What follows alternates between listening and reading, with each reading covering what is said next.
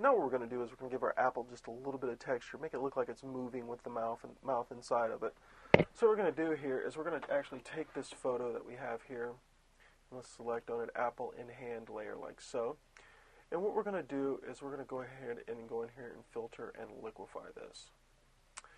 Now all you got to do in here while you're in the liquefied mode is just to hit your command key.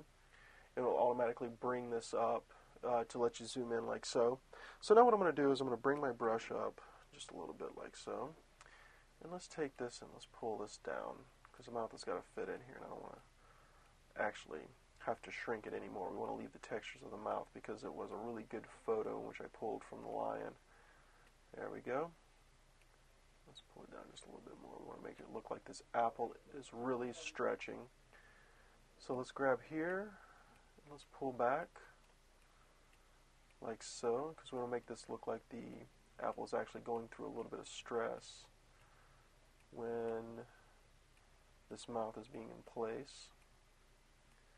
Right on. Alright, we're going to leave it here. Let's hit enter to escape this. And let's put these two pieces together and see what we got. We'll do that in the next section.